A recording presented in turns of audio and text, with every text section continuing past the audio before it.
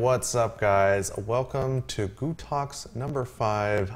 I'm your host, gootecks. Today is Wednesday, September something, September 5th.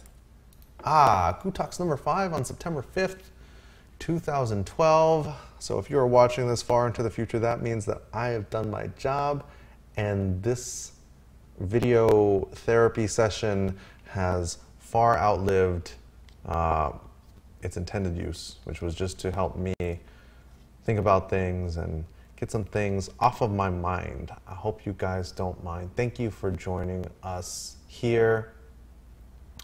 Yes, if you noticed, I got a haircut today.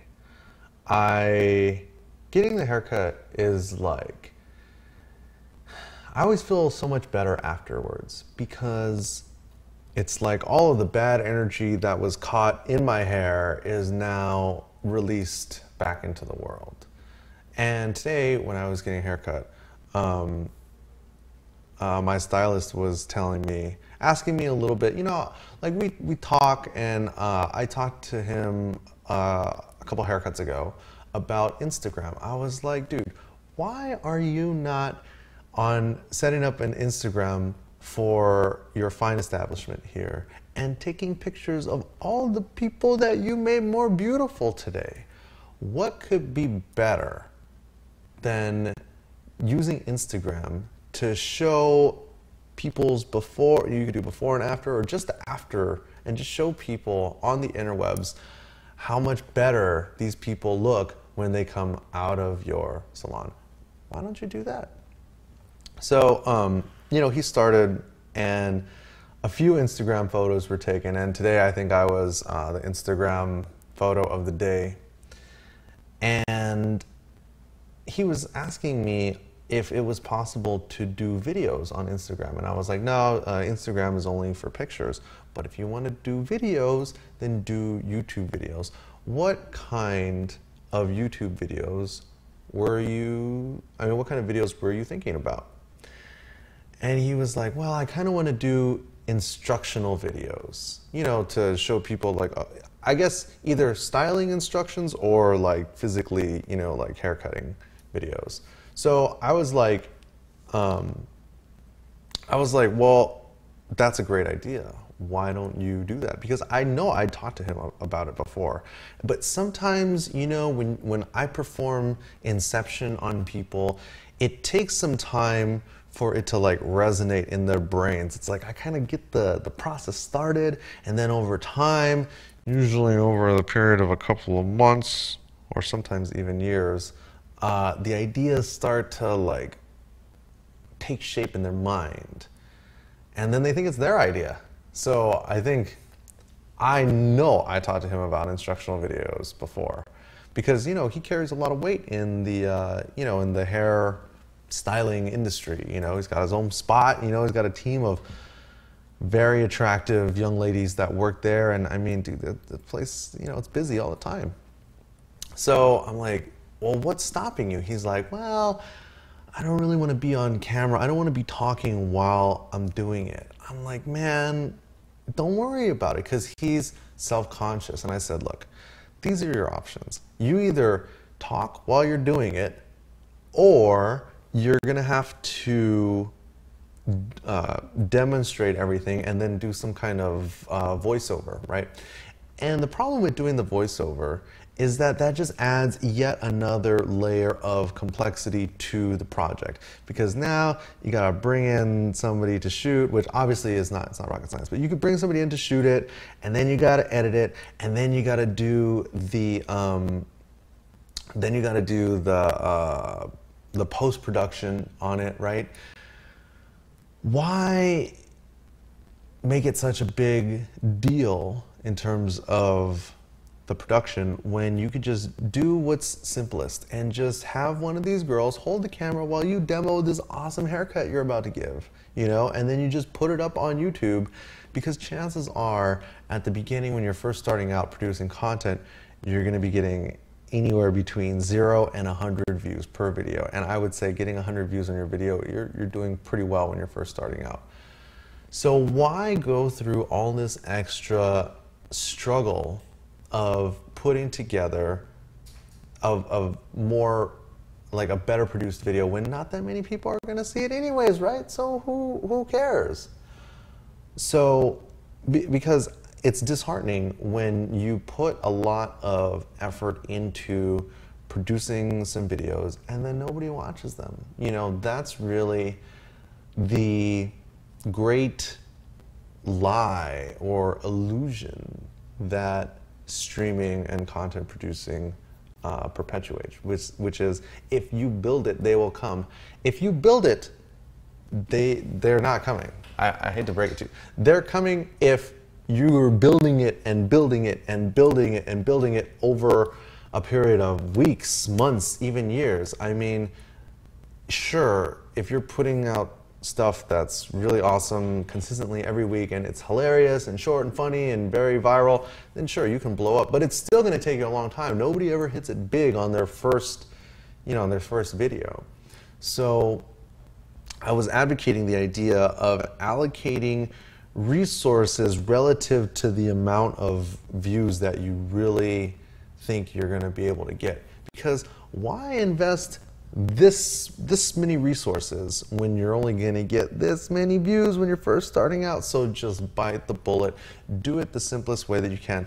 Everybody's got the smartphones, the iPhones, the Android. Everybody's phone is completely capable of shooting a very nice high quality video of you demoing what you do best. And all you gotta do is have somebody else hold the camera and then boom, upload it to YouTube and then start to push it up, because now your investment of time was what, 10 minutes? You shot like a 10-minute video and then you put it up and yeah, it got 10 views, maybe it got 20 views. You did a really good job. It doesn't matter because you didn't invest very much, so you're not expecting very much to come out of it. Whereas you needed to have somebody come in and now you got to do the overdub and did the sound right? Did I say the right things? Was I clear in the way that I was explaining things? Was I demoing it properly? Did I stutter? Just do it. Which leads me to the idea of content marketing, right? Sure, here lots of times we talk about the friend zone, and we'll talk about the friend zone later, right? As we always do. But the idea of content marketing, especially something like this, if you're in some sort of service-based industry, there's still, or service or visual-based industry where you're performing something over and over and over, there's always a way to use content marketing to drive traffic to your business. So, for example, I was, advocating the idea of him shooting these videos and then eventually creating instructional DVDs or premium videos that people could download, which is very similar to the model that we've done and kind of developed with Cross Counter. Like this isn't, we didn't invent that, like it's just the natural evolution of things. But at the beginning, it's like, well, what is the value? What do we really get out of producing these videos? As a hairstylist, right? Well, I can think of several things. First, if it's like, if you're styling somebody and then boom, you like show the video taking them from start to finish, then you can put that on your channel, on the salon's new YouTube channel, and then the first line of the description, you have the address and phone number of the spot. And now people know, oh wow, if they want to get their haircut by this guy, they go to this place and call this number to make an appointment, right? So then what's the next step, right? You have your YouTube channel, now you build up your Facebook fan page and you link from your YouTube videos all the way to your Facebook fan page. And then now everybody that's coming in, you're taking the photos and you're posting them on your Facebook. You're like, wow, like this was the best that we did from whatever, September 1st to September 8th. This was the best that we did. And now all these people are looking at these photos on Facebook and they're like, let me tag myself. Oh man, that's so-and-so. Oh man, I didn't know so-and-so goes there. let me get on the phone and make an appointment. And that is content marketing, right? And once you've built up, you know, an audience through producing all these videos, now you can start selling the premium stuff, right? Now you're doing, instead of just doing content and, you know, haircuts at, you know, at the salon, now you are training people because you've established yourself as an expert. You've established yourself as someone who can make other people look nice. Like, this guy's really talented. Everybody that works there is very talented. So by putting out these videos, you start to build an audience for yourself and your business, and then you can create various products and services to supplement those things. Because what ends up happening is that if you build up a big enough audience through YouTube, through creating content through YouTube, then you can sell your audience various premium products. For these people, maybe it's how to style your hair like every morning in all kinds of different ways, or maybe it's this is how to cut hair, like whatever, it doesn't really matter. But the point is that once you've built up an audience and then started to produce premium digital products, then when you are marketing these products and you're selling them, it's all automated. You know, people pay the money and then get the downloads.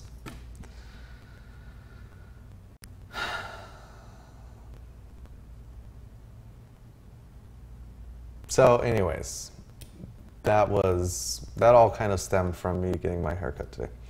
SM Jones says, so in order to build a YouTube subscriber base, you just need to continually produce videos? Yes, you need to continually produce videos. You need to tag them properly in your title, your description, and the tags, and you need to annotate them properly. Annotating is such a bitch, man. It's so tedious. But what you can do is, and what I need to do is I need to say, hey, look, this is GUTalks number 5. If you miss GUTalks number 4, here's the link. Click this link. The annotations can be to, is this coming back on? Yes.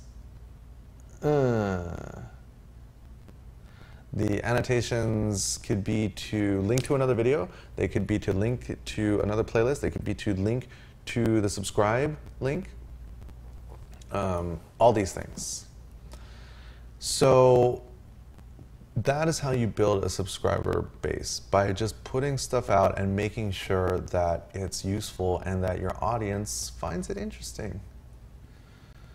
Invictusuno says, do the same concepts apply for written content? Yes, absolutely. For written content, you have, of course, the same concepts apply. With written content, it's arguably easier because you have the concepts of SEO, so search engine optimization. So if people are searching for various phrases that you've put in your title, or that your article is about, then yeah, absolutely, they can apply. And once the articles are written, then yeah, sure, like they are there on the interwebs forever.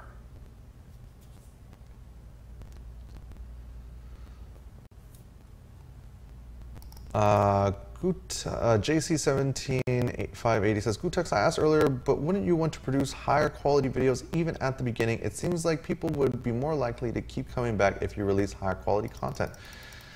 So in my opinion, it's kind of counterintuitive, but no, I don't necessarily think that you need to be producing high quality. Okay, there's a difference between high quality content and high involvement or like resource involvement content. For example, the idea of shooting yourself with your phone, your smartphone, or the camera that you already have, and just talking into it or shooting it, and it's basically just one take that requires no editing. You're not going out and buying a bunch of fancy equipment unless, whatever, you're balling out of control and like buying some big $2,000 cameras, like dropping $20 on lunch for you, like then whatever, that's fine. But at the beginning, there's a very, very, very small chance that the videos that you produce are going to be that they're going to be seen by a lot of people.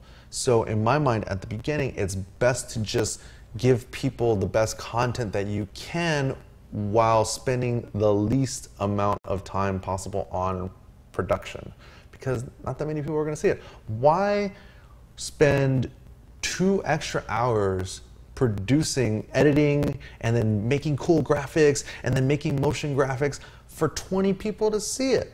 Why bother?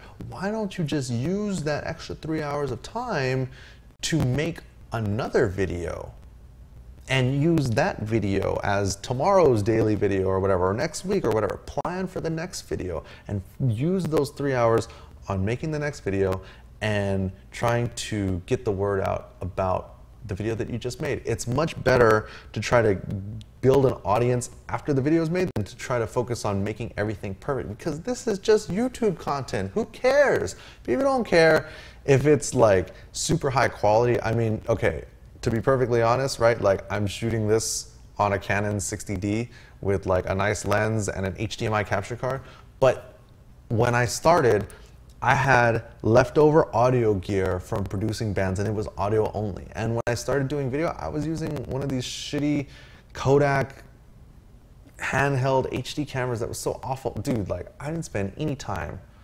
Well, actually, I did spend that time, but I had already built up the audience enough to like get feedback. And now, yeah, like as I've done it, like the gear gets better and better and better. But I wouldn't recommend that people that are starting out trying to produce YouTube content try to like do it this way, because it's just unnecessary. You're just gonna be like, well, why the fuck did I spend, you know, $2,000 on all this gear and nobody watches my shit?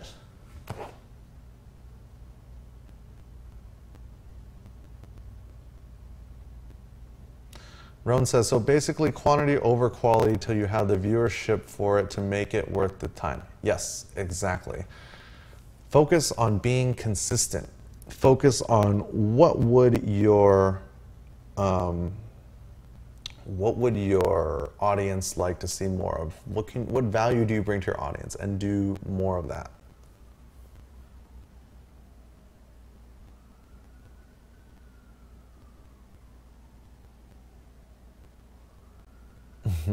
Archista says, step 1, choose a topic. Step 2, make a video. Step 3, promote said video. Step 4, question mark, question mark, question mark. Step 5, profit. Yes, exactly. But you missed step 4.5, which is find a way to monetize your content through joining a YouTube network. There's plenty of YouTube networks that are out there to join. You could partner up with YouTube itself, which is not recommended. You could partner up with Machinima. You could do GameStation. You could do TGN. You could do Curse. You could do Yoush. I think that's the other one. Anyways, there's plenty of options out there.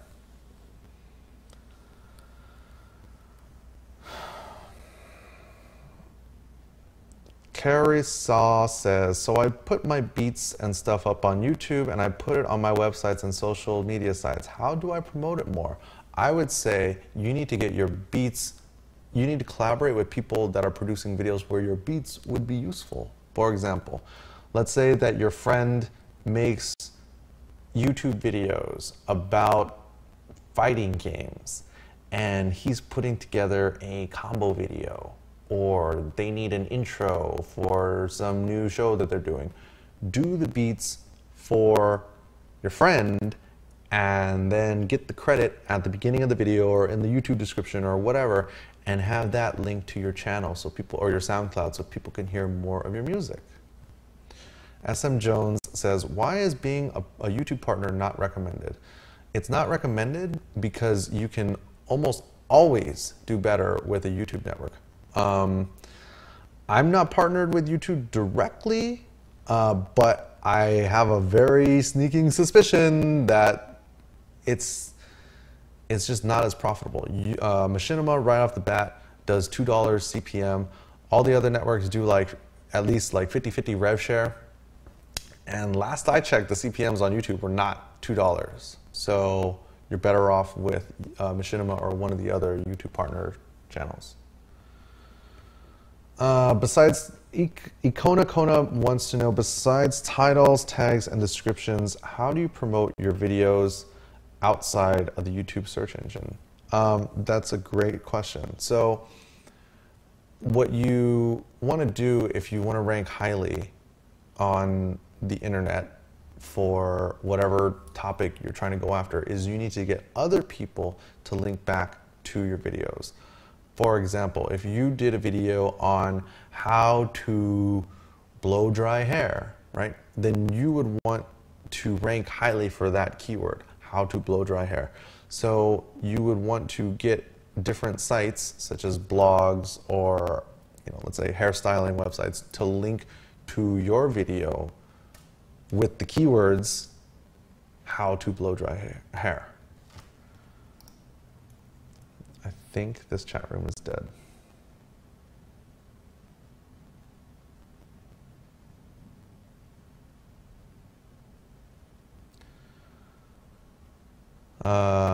Okay.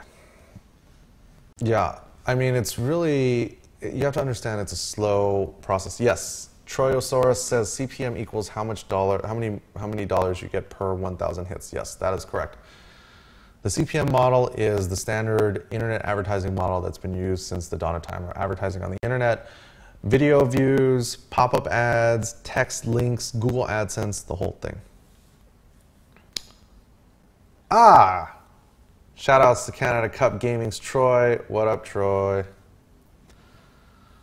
Congo Jack says, I want to stream, but I only have a laptop. How would I stream from an Xbox? You need to watch the tutorial video that we did on how to stream from an Xbox 360. It's on our channel. Hobotech says, I heard some people on YouTube make 6 figures. I bet you there's some people on YouTube making 7. Walter at home says, help gootecks. Well, okay, look, I don't want to get into the relationship stuff yet. Good Apollo says, how do you become a partner with any of the providers? That's a great question. What you do is you contact them directly, or you have somebody refer you, or if you get big enough, then they will come to you. For example, Machinima makes a very large they make a very large push for the competitive gaming space, the esports space with Machinima Versus. They start reaching out to other people who are doing content that they want on their network. I read a great article that was posted on Twitter by @Pennyman, my good buddy Bobby Welks from CoinOp TV. Let's see, let me customize this bit.ly link. YouTube networks. bit.ly/YouTube networks here. Let me put that in the chat room and let me add a title. You guys should read this article. And yeah, I mean, if you have an existing channel or whatever, you can hit me up and I could introduce you to Machinima. And depending on the content, they might be happy to have you. Yeah, so check out that link for a great article about the different YouTube networks. Cool Blade says, now would be getting the same sponsors / partners be the same for someone that streams instead of YouTube videos, or would it be entirely different? Great question. So right now, there is kind of, okay, you basically have 2 options.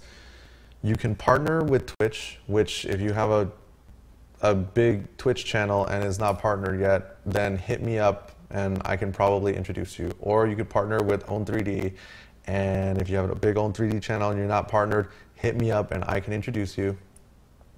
But it's different. Because you're basically just partnering with the platform. You're not partnering with like individual sponsors or advertisers. Let me see if I read that. Now would be getting the same sponsors, partners be the same for someone that streams instead of YouTube videos, or would it be entirely different? Yeah, no, you basically are partnering with Twitch or Own3D, or if you're partnering with one of these networks, they may be able to enable YouTube live streaming for you, which is still in beta. But if you're only streaming and not putting your stuff on YouTube, you're basically just leaving money on the table, because if you're partnered on Twitch or Own3D, you should certainly be partnered on YouTube so that you can take the archive from your stream and then put it on Twitch. Put it on YouTube, so that you're making money on the front end through streaming, like we're doing here, and then making money on the back end on YouTube, like we're doing here, as well as supplementing your YouTube income by not just relying solely on the advertising. Use the advertising, the CPM that you're getting from the YouTube partners as your base, and then supplement it with other things such as affiliate programs. For example, Amazon has the largest affiliate program known to man called the Amazon Associates program, where they will basically allow you to join, and any sales that you refer, you'll get between 4 and 6% of as commission. So there's some $100 product, you put out the link, people buy it, and you've made yourself between $4 and $6. That doesn't sound like a lot of money, but trust me, when you've done it over a long period of time and you've built up a substantial audience, then it can be a substantial form of passive income, and that's what it's all about, baby, passive income. That's what we're really trying to get at, right?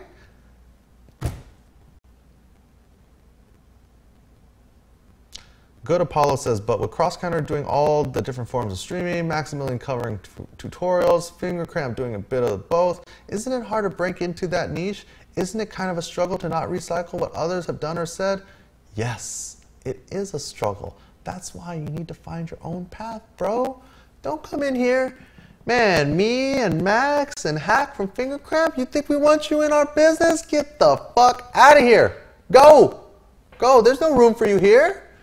Make the fighting game bigger, business, make the fighting game community bigger, and then maybe you can have a piece. Other than that, get the fuck out.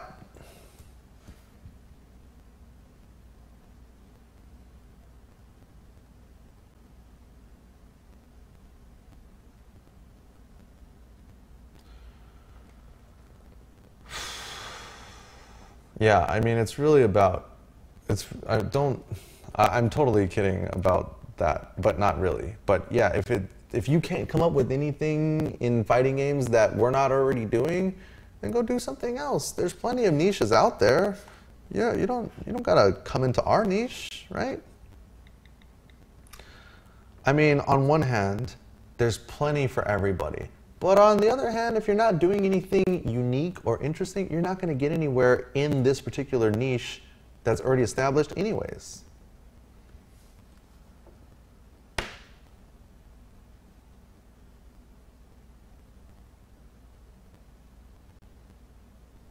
Good Apollo says, okay, I'm not trying to step on your toes. Where I'm from, the FGC really doesn't exist. How can I help grow the FGC in my area? Great question. I feel like we get this every time.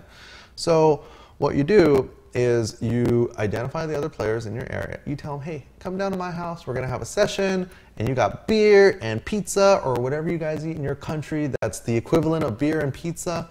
And you have a session and you guys have fun. And every week you do it on the same day at the same time, and you just do it every week, every week. And the next thing you know, now you got 20 people in here and your house isn't that big, so you have to move it to another place. Where do you move it? Great question, I'm glad you asked. You move it to a restaurant or a bar that is slow on certain days, hopefully the day that you've been doing it on. Like, let's say like Tuesdays are the slow day at that bar, and it's also the day that you guys have been getting together. Now you go to the bar and you say, hey, look, I can bring like 20 dudes down here. All I want is for you to give us the back room and then give me 10 to 20% of the money that you make. But do the first one free so that they have nothing to lose. Anytime you have anytime you're trying to build a relationship, a new business relationship with somebody, always give them the first one free so that they have nothing to lose.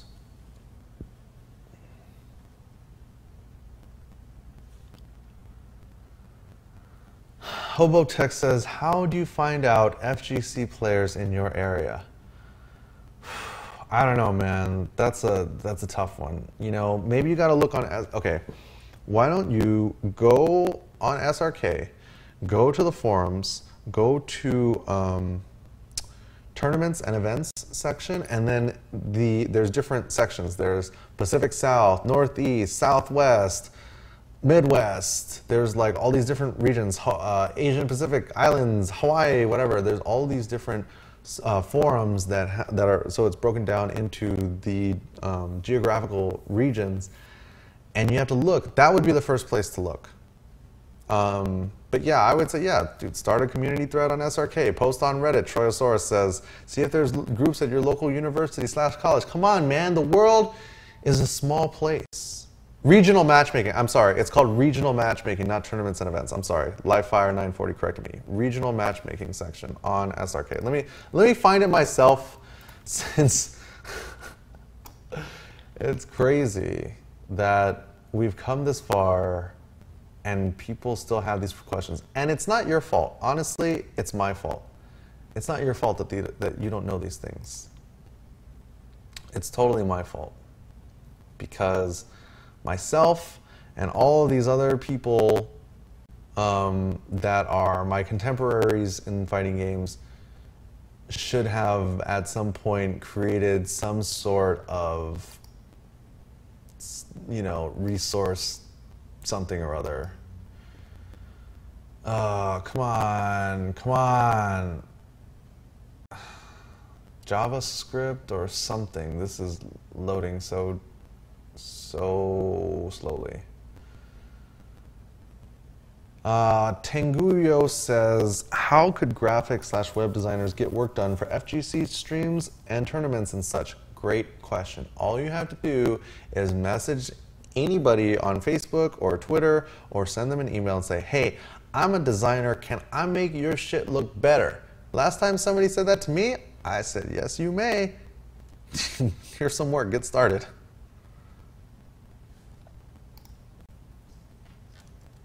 All right, here, let me make this a bit.ly link. Customize.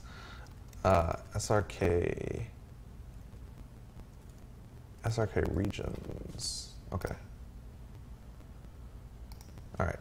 So let me add this in here.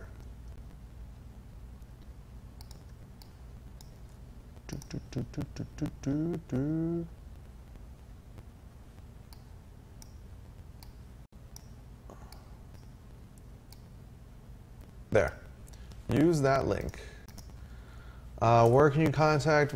Fight Your Rival says, where can I contact you about writing for Cross Counter? Gootecks at crosscounter.tv.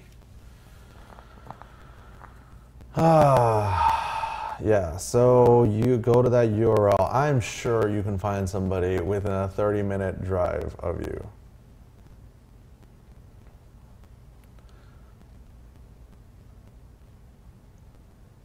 Kojiji says, how much do you think the FGC needs to change to get to League of Legends / StarCraft 2 status? Well, first of all, the games are gonna need to be easier to play. I'm sorry, but it takes way too much time to learn the physical muscle memory involved in being good at a fighting game for us to grow anymore at this point.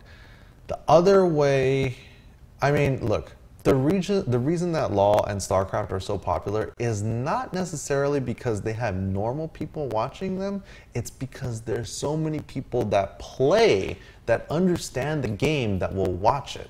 You don't need to understand Street Fighter in order to have a good time watching it.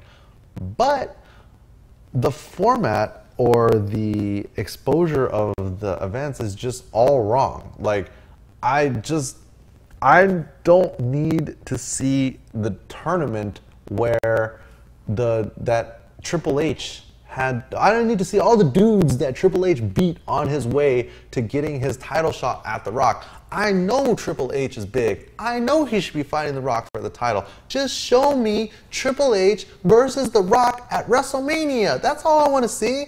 All right, maybe I'll see, like, you know, whatever. I'll pay attention for like the week or two before. I'll see like the two guys that Triple H beat before he fights The Rock. But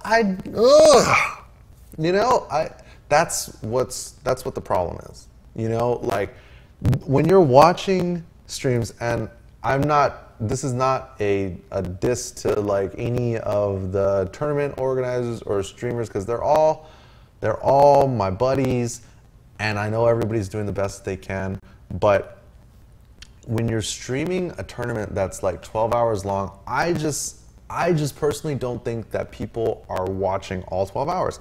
I think people will tune in for the finals and they'll watch a little bit throughout the day, but not that many people are sitting there watching all day. I just don't think that that's I don't think that there's a lot of people that are doing that. But what I do think people would tune in for is something that's like 2 to 3 hours long, that is formatted and set up like a real broadcast, where you have hosts and you have commentators and you have analysis and you have instant replays and you have interviews with the winners, you have interviews with the losers, you got people talking shit in the back, you know, there's a dude in the back that comes and just hits the guy over the head with a chair, all in the span of 2 or 3 hours. That's what I think will get more people watching, because I don't believe that you need to understand how to play Street Fighter in order to enjoy watching it. Cool Blade says, so we should just do it like MLG, where the big names get the footage and the no names have to earn their way on stream at all. I'm sorry, but why the fuck am I gonna, okay, it's like this, it's like this. It's not completely like that, but okay, if you guys were around in the early 90s watching the WWF, right? In the Saturday afternoon shows, you would see the mid-level guys fighting the jobbers. And the jobbers were just there, and you had the fucking Brooklyn Brawler and the 1-2-3 Kid before he was X-Pac and all this other shit. Sure, you need to have the jobbers there to make the mid and upper level guys look good. But when it comes to Monday Night Raw, I only want to see the big guys. I only want to see the big A-listers fighting each other. And then at the pay-per-view events, I definitely get the fuck out of here with your jobbers. I don't want to see the fucking Brooklyn Brawler during WrestleMania. I paid $45, $50, $60 to see The Rock and Triple H and Shawn Michaels and Diesel and all these fools. I don't give a fuck about your Brooklyn Brawler. So yes, there has to be that separation. So if you think about it in terms of fighting games, right? So the major tournaments, well, it's not even the major tournaments, but there should be like the major events where it's just 2 or 3 hours and it's just, you know, marquee matches like we did with bar fights. It's like, it's so familiar. And then you have like the tournaments or the weeklies, and that's where, you know, the guys who are trying to come up in the world, that's where they get to come up in the world.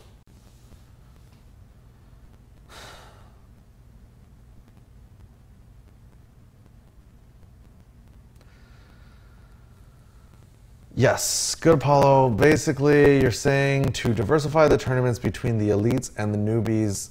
Look, if everything is set up properly, the guys who are making the big money at the tournaments, assuming that there is big money to be made, which there is currently not, those guys don't even want to come to the smaller events because the money is just not there. Why am I going to go play for a pool of $200 when over the weekend I'm going to be playing for $2,000? It just doesn't make any sense.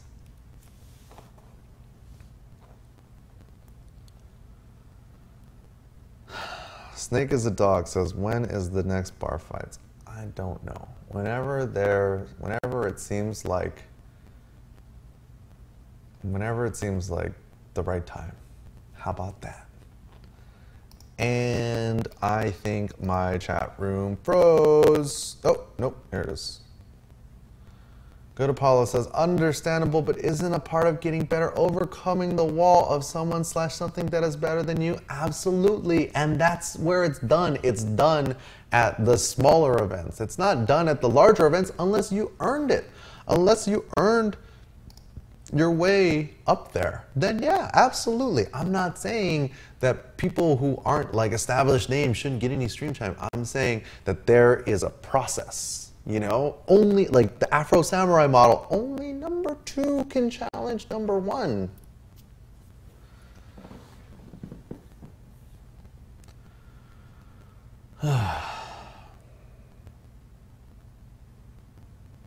Anyways, I don't want to talk anymore about this stuff because it's just too frustrating. Here we go. Dr. Gootecks says, Gootecks, what's a good way to start a conversation with a girl? Once I start talking to a girl, it's way easy for me, but I never know how to start it. Help. Well, there's several ways that you can start a conversation with a girl. The first way is to get introduced by a friend. Maybe your friend knows her. Get your friend to make the intro. If you have to do a cold approach, then you have to, the best way to not get shot down is to look and see if she's made eye contact with you. For example, maybe she's at the bar and you're over here, right?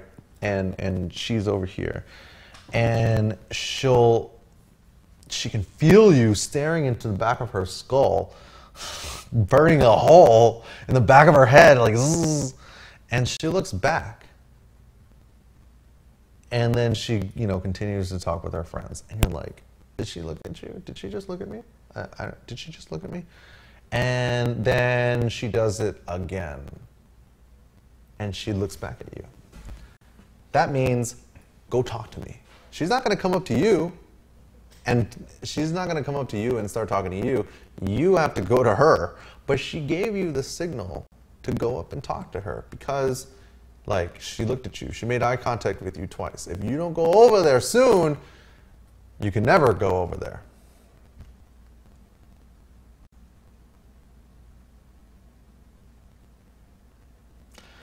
So, the best way to do it, I say, is, the introduction. But you could also get the okay from the body language.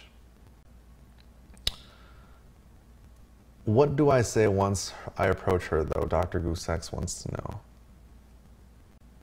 If she gave you the okay through the body language, what you say doesn't even matter. Just say, hey, what's up? I'm Dr. Goosex. If she already gave you the body language okay, then all you have to do is say hello. You don't need to come up with some sort of you don't need to come up with some kind of line, some kind of pickup line that's silly. Say, hey, what's up? I'm Dr. Goosex. How are you? Or hey, how's your night going? Rock Roar says, what do you do if you know you have to take it slow / be patient with a girl, but hold on, something. But how long should you wait to ask her out? I know she likes me, but her friend tells me to take it slow. You know what, man? Stupid camera. This is coming back. There we go. You know what?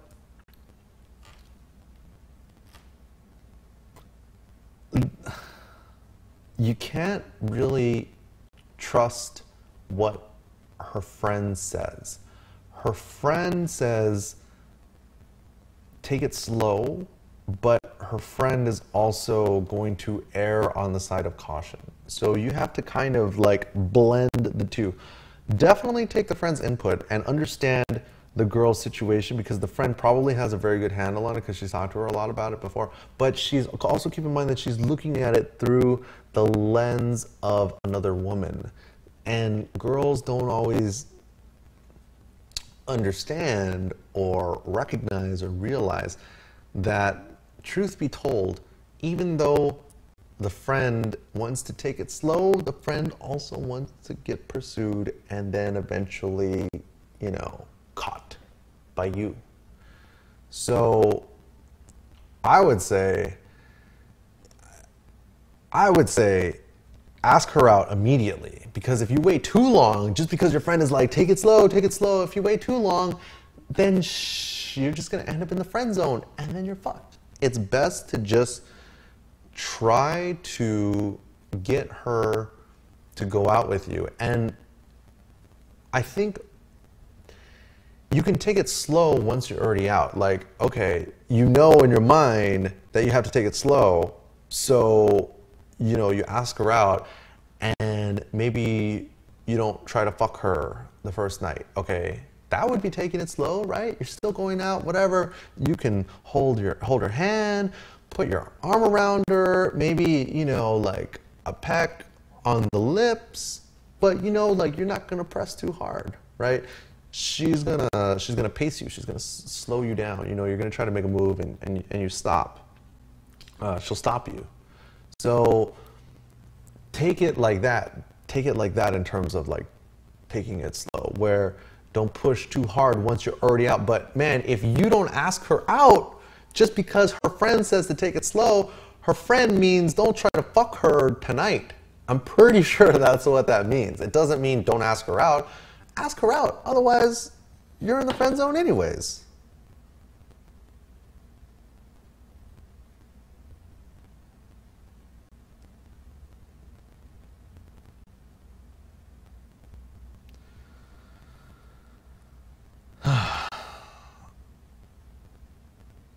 UFC Bobby 768 says, should I go hard for prom since I'm not the best with girls? UFC Bobby, well, okay. If you're in America and it's September, prom season is in like May or June.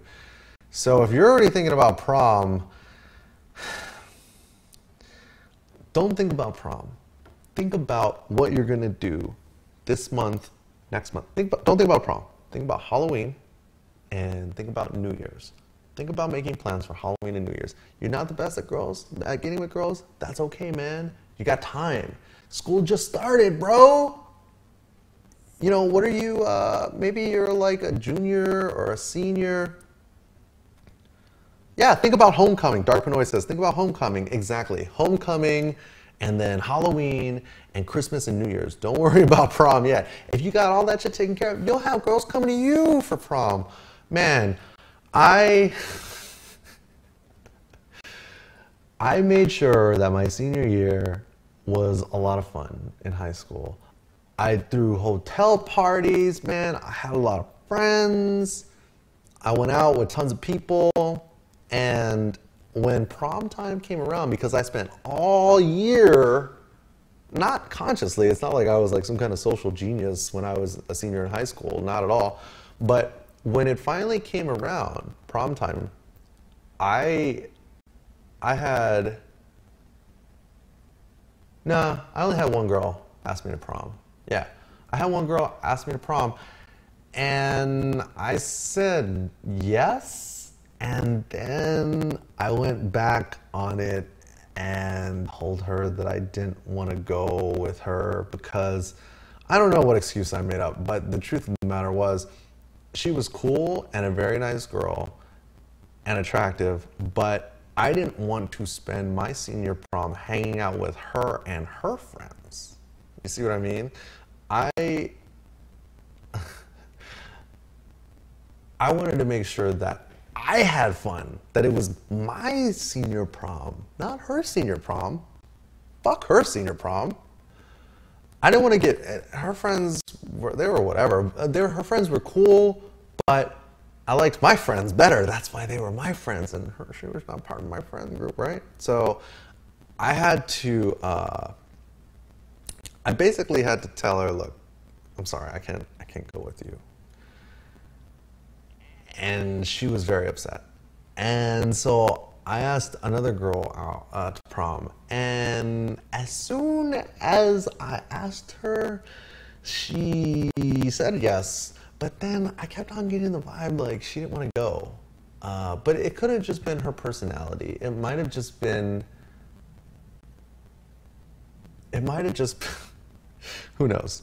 It might have just been her. Like maybe she was very excited to go. She just had a funny way of showing it. So I told her, I was like, hey, look, never mind, like, it's cool, like, I can't go with you. And then I was like, fuck it, I'm going to prom by myself. And I'm just gonna hang out with my friends.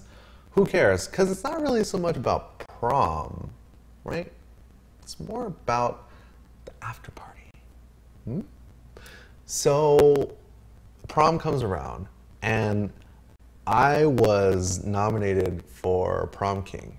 It was me and a friend of mine and like these 3 other dudes. We're all nominated for prom king. Everybody, the votes get passed out in class, in all the classes. So I'm thinking, well, this is cool. It's very nice to be nominated for prom. And then at the very last minute, one of my friends, like her dad wasn't gonna let her go or something. She was a really cool girl. Don't talk to her anymore, but she was cool last I checked. And I ended up going with her because she was part of my friends, and we went, and it was me and her and all our friends, and we had a great fucking time. And when it came down to who was gonna be prom king, we're all up there, and it's me and my buddy and like 3 other girls. And they're like, whoever announced it, it was like the HNIC of ASB, the Associated Student Body. They're like, wow, this one was really close. The prom king who wins by 2 votes was not me. It was my friend. I lost by 2 votes.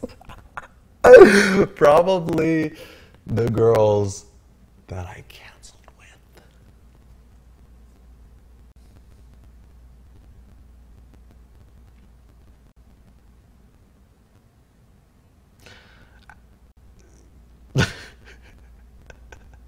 So that's karma, right?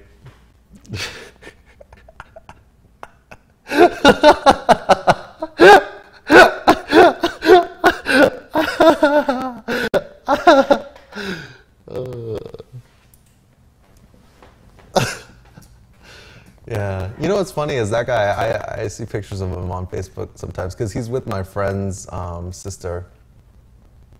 So it's cool. All right, Valkyrian7 says, Dr. Gootecks, I'm currently sitting next to this super hot white girl in my biology class every Thursday.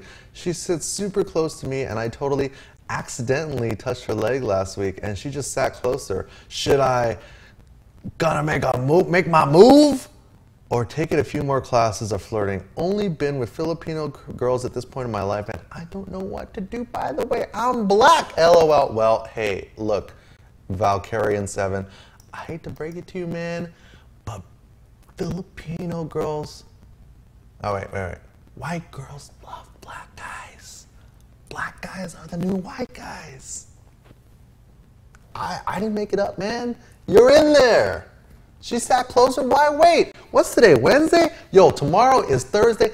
I expect a written report from you posted to my Twitter that I can retweet that says, hey, this is Valkyrian whatever, Valkyrian7. I'm in there. Or she looked at me funny or whatever. Doesn't matter. Super hot white girl, you're a black dude, get it, bro. Come on.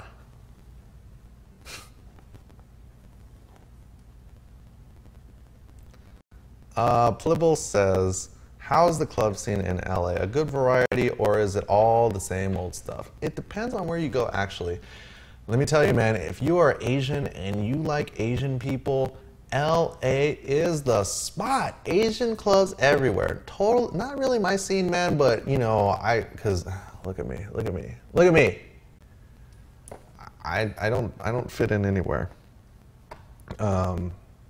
So it's not the same old stuff, but if you like Asian clubs, man, anybody out there likes Asian people and wants to go out in LA, hit me up and I will point you in the right direction. But there's a lot of, in terms of non-Asian club scene, I mean, there's a lot of, yeah, sure, Mix Up Supreme said there's Low End Theory, there's Control at the Avalon, there's Shakedown and Exchange LA, September 20th, Shakedown 4 at Exchange. Hit me up if you want to come, so I can put you on the list. What other clubs are there? There's a couple cool spots in downtown, like the Vault or the Bank. I forget. The Crockett Club. It's like this. You go downstairs and it's like it's a bank vault. So you can like go into the vault. It's pretty cool.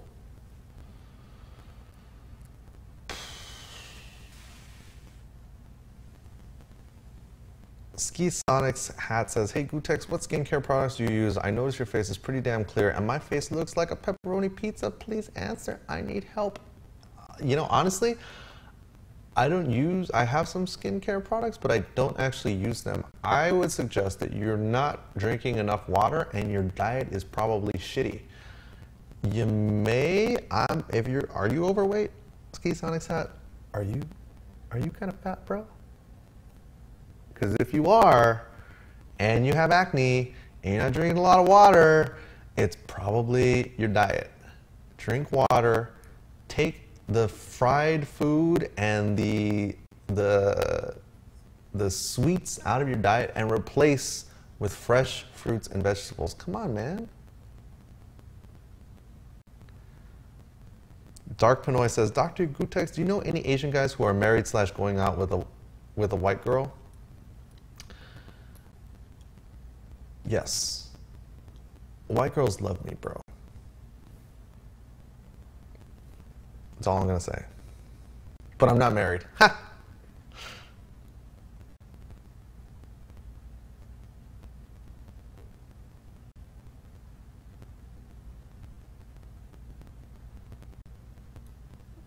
Oh, wait. Gootecks. 9095 says, Gootecks, what kind of girls like Asian guys? Asian girls. Asian girls, yes.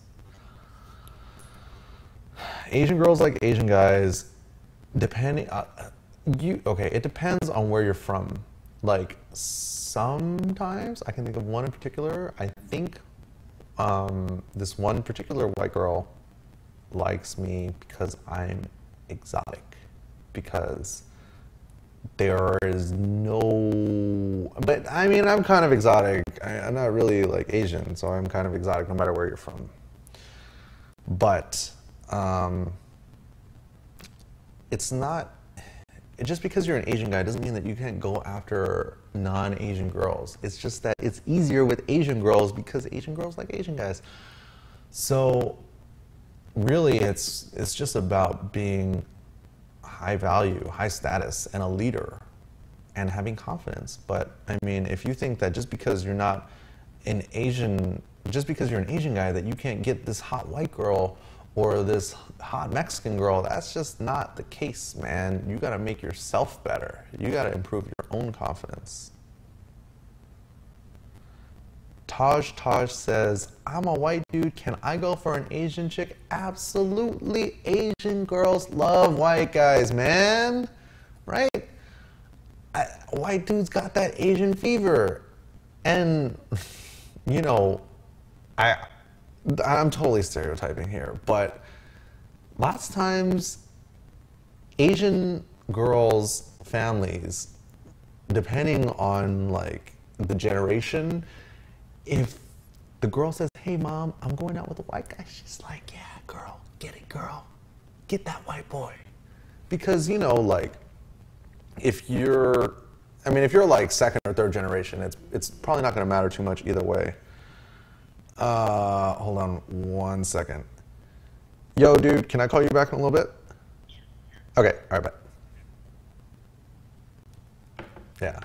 So if they've been here for a while, it's not going to matter what race you are. But hey, if she's like first or second generation, hey, you have a pretty good chance, bro, I would say.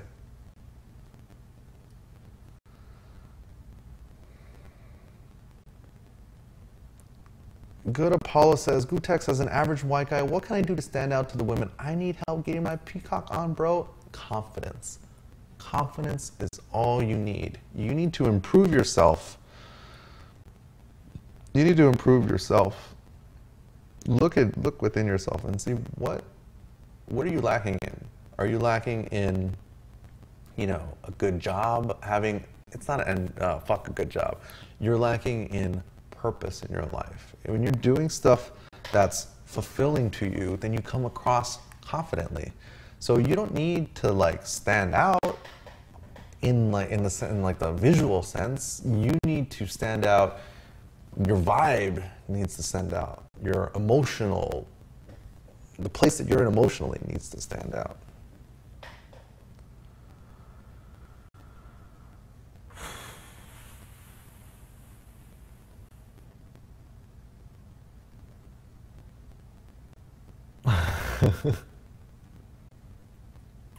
Flop Dose wants to know, Gootecks, what is your greatest weakness? My greatest weakness is that I oftentimes suck at following through, and I'm disorganized. Yeah. Cypheroth says, the Knox are in LA on the 25th for a tour. Would you live stream it? Yeah, baby, they're playing with Dragon It at the El Rey. Hook me up. You know, it's funny, actually. They have a song called Dancing with the DJ. And my boy Rennick was, I sent it to him and he was like, dude, this song is dope. And there was some, let me see if I can find the video. This video was dope.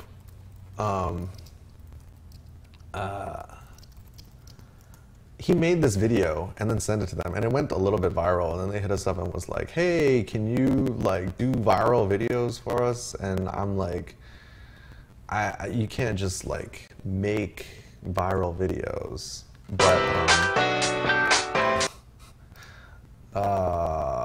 am I gonna get the copyright flag for this? I don't think so. Let me see if I can screen cap here.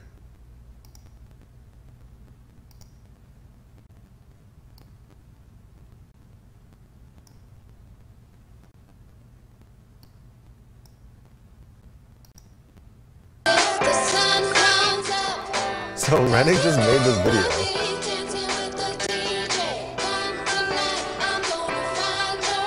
And they were like, yeah, make more videos for us. And we're like, huh?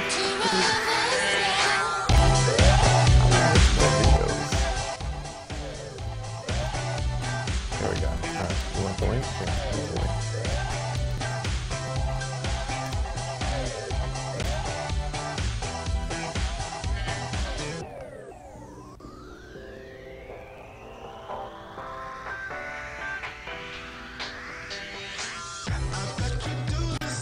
Yes, I know it's older than Jesus. Thank you. Drake Kesda says, Gootecks, I've been lacking in direction in life, and because of that, I decided I need to remedy the situation. I'm on the way to fixing this situation currently, but I turned away a girl because of this, knowing that I won't be able to keep the relationship going. I feel like I made a good decision. What do you think? Hey, bro, if you feel confident in your decision, you made the right decision. And I'll bet you, if you get your shit together and come back to her later and say, hey, look, baby, everything is fine now. I got my shit figured out. I'm making mad good money. I'm doing something really cool. And now I want you in my life. She'll be like, Drake, Desda, I love you, baby. I've been waiting for you.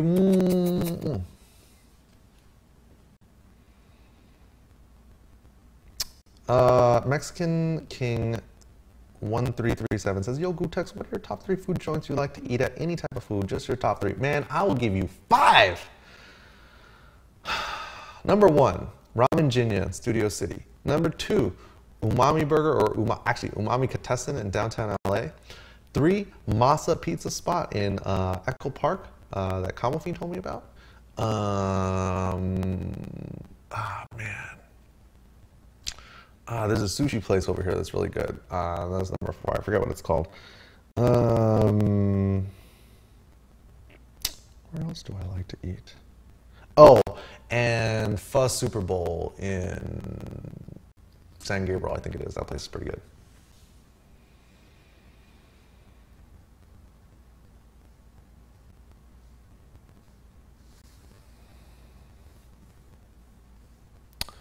Promise 2 says, yo, Gootecks, I want to bang this cute Greek girl, but she's a year younger than me in a school I already graduated from. What do?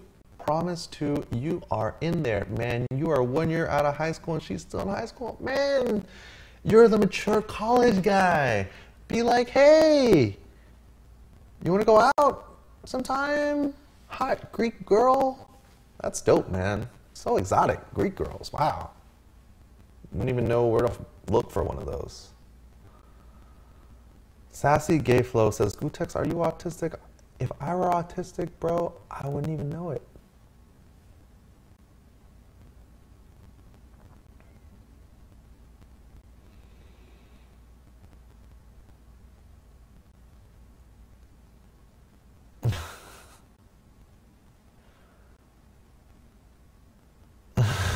You guys are hilarious. SM Jones says, if I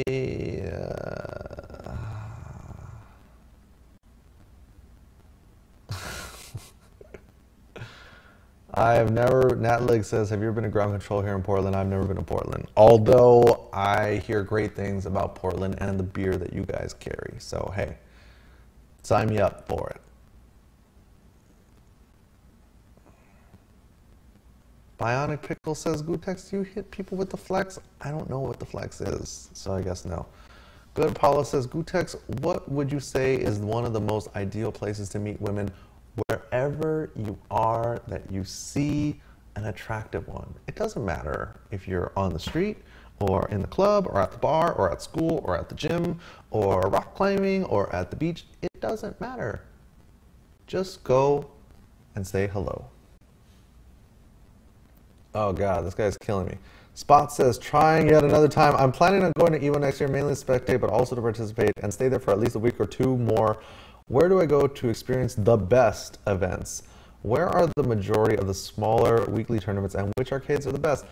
I don't know, bro. You should have tuned in earlier when we were talking about where to find people to play with, which meant to go to the regional matchmaking section of SRK and look in there. If you're actually going to try to stay here in America for a while, then, I mean, I don't think Vegas has a really big scene, but you got to do your research in the Vegas thread, because there aren't a whole lot of arcades left.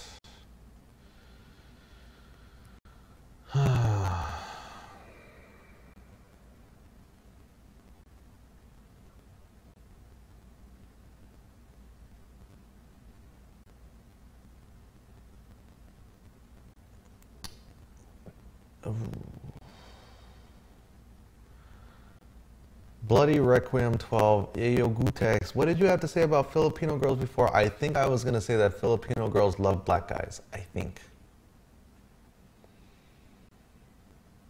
Dash Zero says, Gootecks, when do you think is an appropriate time to come up with an exit strategy for a relationship?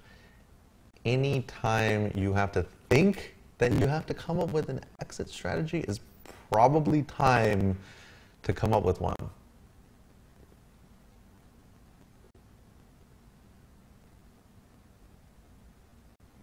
Ethereal Albion says, Gootecks, what is your opinion on Filipino girls?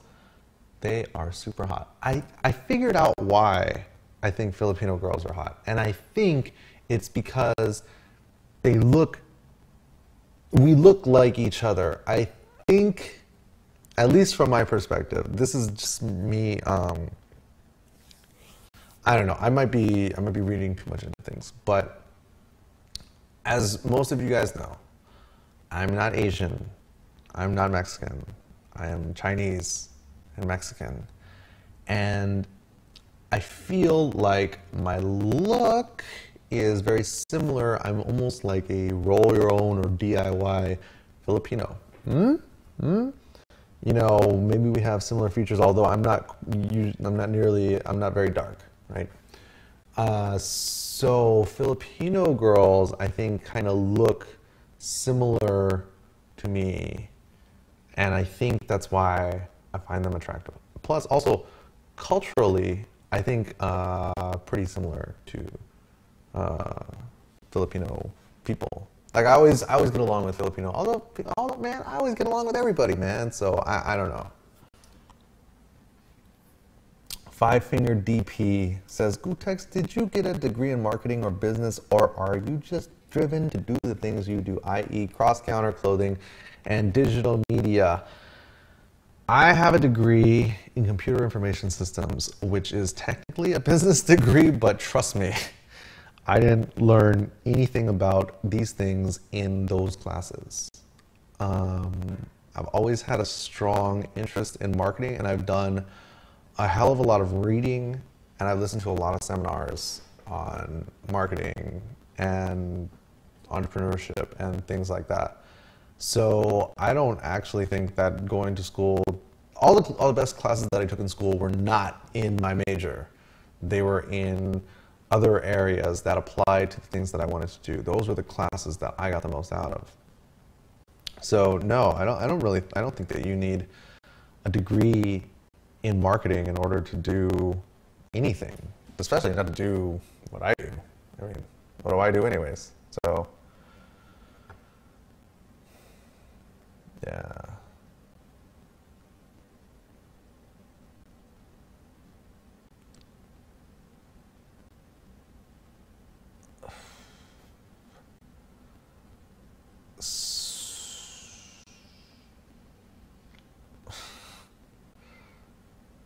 I mean, basically, yeah, like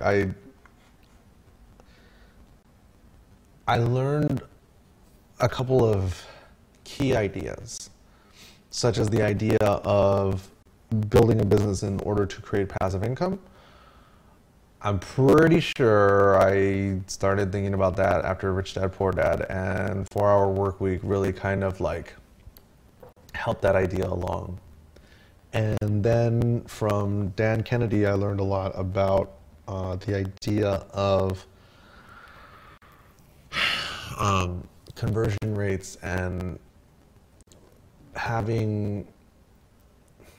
bringing in new customers and then marketing to them over and over, because the money that you make from new customers is this much, but the money that you make from repeat customers is that much. So you can actually afford to take a loss on the first customer if your back end is set up properly with like auto mailers and stuff to continually promote your other products to them, which may be a lot more expensive than the product that got them in the door in the first place.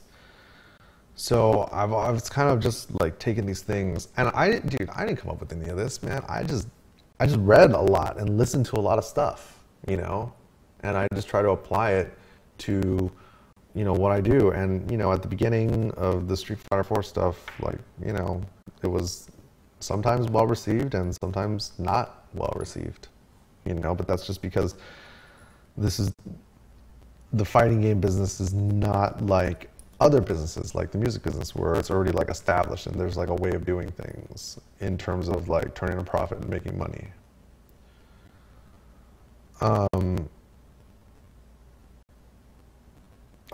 The sound is popping, really? Okay.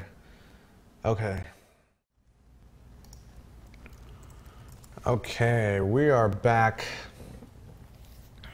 Sorry about that. I hope the audio is better. If it's not better, I have no idea. If it wasn't staticky at the beginning and then it gets staticky, that's an XSplit problem to me. I've tried FF Split. I couldn't get it to do local recording to save my life.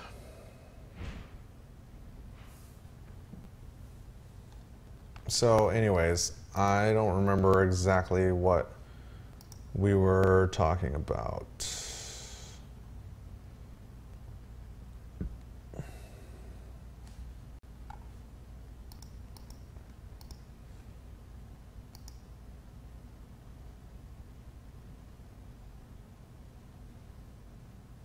Okay, and we're back. Okay, here we go. Now we're back to the questions. Plibbles, I don't even want to talk about that. Solocracy says, Gootecks, I'm interested in fashion design, but I don't want to change my major before I'm sure of the path. Any advice on where to start and test the waters before taking some classes? Newsflash, bro, you don't need to change your major to take some fashion design classes. Last time I checked, I took so many classes that weren't in my major, it wasn't even funny.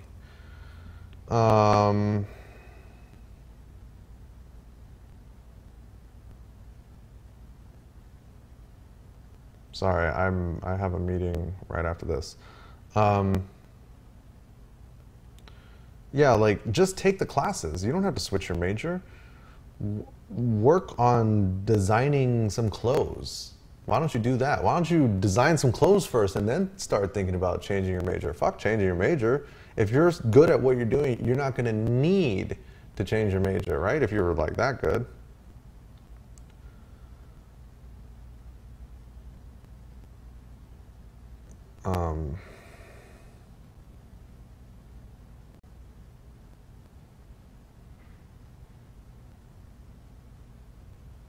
So yeah, I wouldn't worry about those things at all.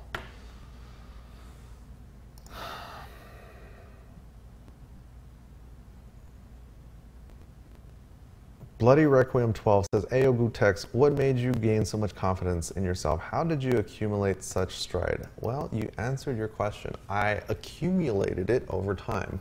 When I was younger, especially in high school before like senior year, dude, I've had phases in my life where I was the popular guy and the complete nobody. Or or yeah, like a dork or a loser or whatever. Like we could start at the beginning, man. When I was in elementary school, like by the time I got to 6th grade, like I was hella popular. I knew everybody, all the girls liked me and everything. And then we graduated from elementary school and then went on to junior high. And I didn't go to the same junior high as everybody else in my elementary school. I went to the one across town. And I was thrust into this unfamiliar environment where I was the new kid. I'd never been the new kid before. I always made fun of the new kid, man. Now I was the new kid and I had to make a whole bunch of new friends. So 7th and 8th grade were extremely difficult. So I had to like kind of make a new crew and everybody already had their own established cliques. And I was kind of out of luck. So yeah, that was 7th and 8th grade. And then in high school, freshman, sophomore, junior year, I had some of the same friends. I made a small group of friends, but it really wasn't until senior year that I kind of like made a bunch of friends and was then like, not even like popular because I wasn't involved in any sort of like activities or clubs or anything like that. I just like made friends with everybody, and probably doing hotel parties had a lot to do with that. And then after that in college, man, I'm sure you guys have seen the pictures of me with long hair, like, although, I did have girlfriends and stuff, but I didn't really have friends in college. I didn't have a whole lot of friends in college aside from the people that I was playing Third Strike with. But I wasn't involved in any clubs because I always thought fraternities were stupid. Now I kind of look back and wish I had like done any of that because that would have been probably a smart thing to do.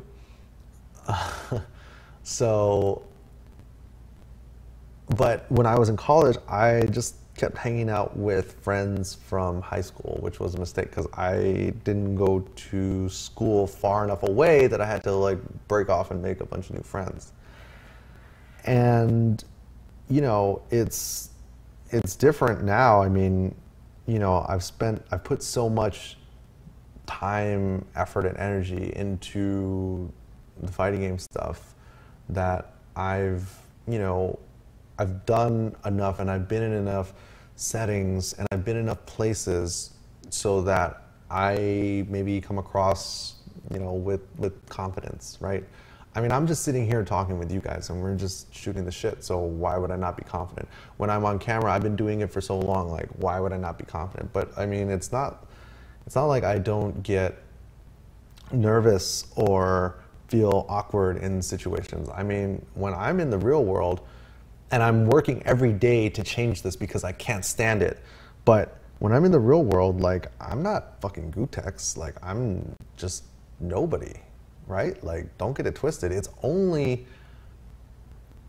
when I have time to really like get to know somebody or we are doing similar things that I find that people see any value in me. Otherwise, if I just met you and you're not in, in the gaming world or you're not into music or live streaming or production or something like that, if you're not into any of those things, like I am of no value to like 95%, 98, 99% of the people that I meet. I am like completely and utterly useless because if you're not into business or hustling or those things, like I'm not funny, I'm not interesting, I don't know anything about anything, I'm not witty, I'm fucking worthless. So I don't even remember how we got started talking about this.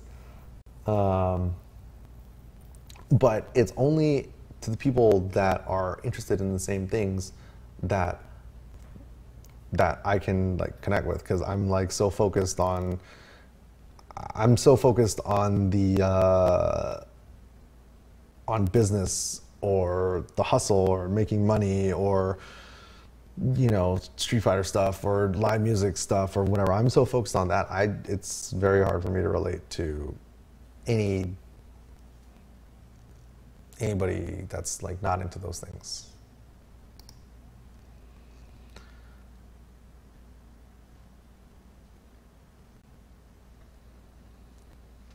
Good Apollo says, Gootecks, how did you meet Mike Ross, and how did the idea of Cross Counter come to fruition?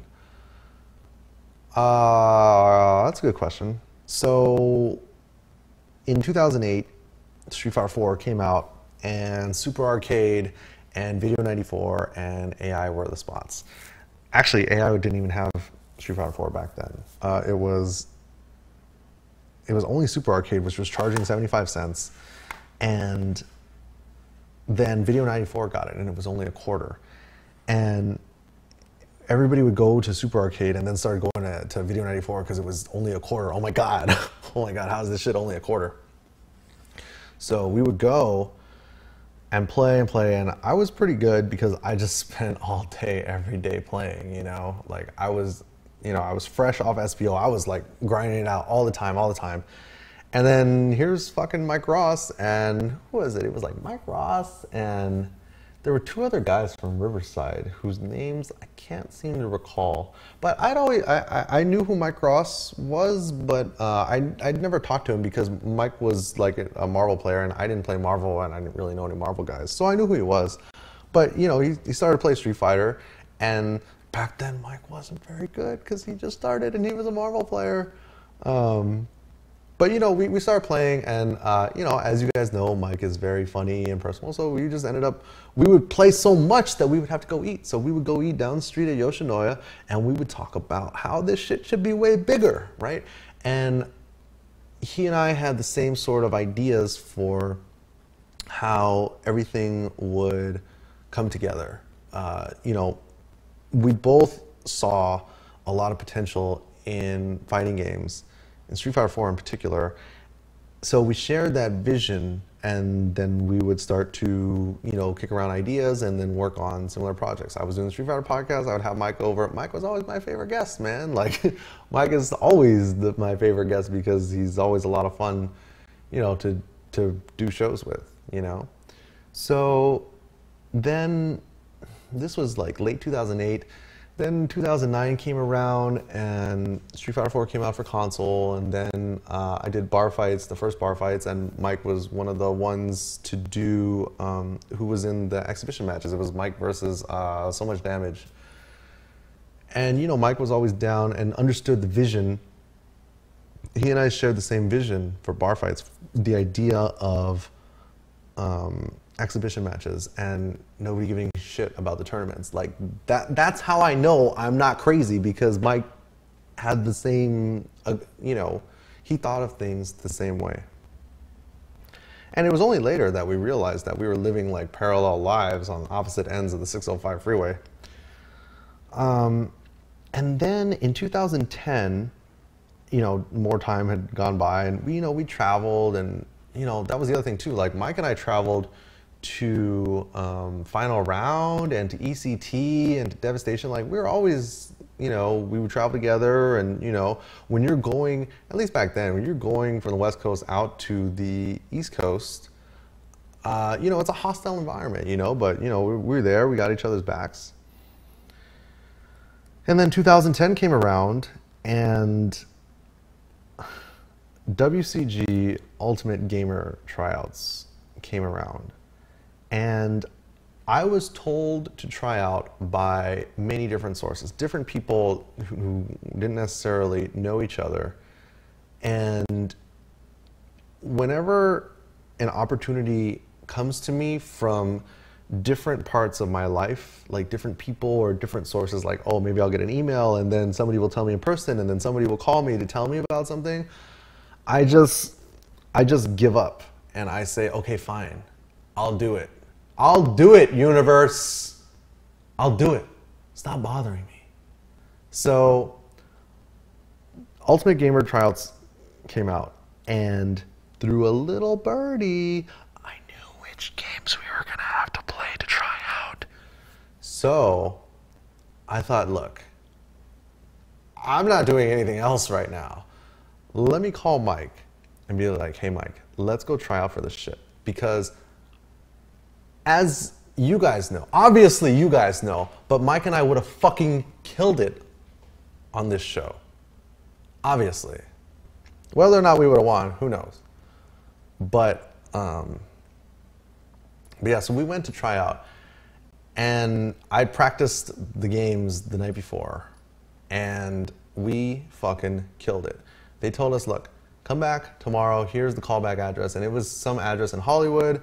We went the following day, and Mike is doing his interview with because this was like the next round or whatever. And I'm sitting there in the hall waiting, and this dude comes up to me and he's like, are you gootecks? And I'm like, yes I am. And he's like, hey, what's up, dude? I'm Jose. I work right here at Machinima. I love your stuff. Do you want to come in here and play some Super Street Fighter 4? This was like 3 or 4 weeks before the game came out, and these motherfuckers just happen to have a copy. He was like, we've been trying to make videos, but we all suck, man. I'm like, I would love to come in here and play some Super Street Fighter 4. And you know who I got with me? Mike Ross, and he wants to play too. So after I did my interview, then we went in there, and they were like super cool. Machinima was super cool, and they were like, hey, come play some Super Street Fighter 4. We don't know what we're doing. And I met all those guys, and you know, from that moment, it was like our goal. It was like, fuck Ultimate Gamer, dude. It was hilarious. It was fucking hilarious. They wanted me. I don't know why, but they wanted me, and I couldn't do it because I was sick. Like I went to Coachella in 2010. I came back with like the fucking Coachella Vola, and I was dying for weeks. And I couldn't make the final tryout. I told them, look, like I'm super sick, like I can't make it. And you know what's funny? They didn't want Mike. They wanted me and not Mike. Those fucking retards. So they passed. I didn't want it. They passed on Mike. And from that point forward, Mike and I made it our goal to get Machinima to give us a, it smells like alcohol, but I know it's not. We made it our goal to get Machinima to make us, to give us a show. So one day, they called me, and they were like, yeah, or it was an email. They were like, hey, we want you to do the show. So it was Kino's birthday at the beach, and Mike was there, and I pulled Mike aside. I said, look, Mike, they fucking emailed me. They want me to do a show. Do you want to do a show? Let's do it. This is what we were waiting for. This is what we'd planned on. This is what we worked towards, because we didn't just go in there once and then they were like, oh, you guys should do a show. Like, we went multiple times. They did multiple videos that were shitty. These videos were so shitty. I'm sorry these videos were so shitty, guys. I had no control over them. But, and even the early episodes of Cross Counter were really bad. But I guess in a way, they did teach us, they, as in Mr. Sark from Machinima, Mr. Sark taught us how to be personalities and host the show properly. And for that, I will always be grateful to you, Mr. Sark, and to Anthony from Machinima Respawn for having faith in us. So yeah, I pitched them the idea of the show, which was a gameplay analysis show. And the idea is, I came up with the name Cross Counter in the shower. Well, not like I didn't come up with the term, but it came to me in the shower. You don't even want to hear what the other ideas were like. Well, I wanted to call the show, it was either calling it Grinding It Out or Cracking It Up or Cross Counter. And they were like, yeah, let's call it Cross Counter. Yeah.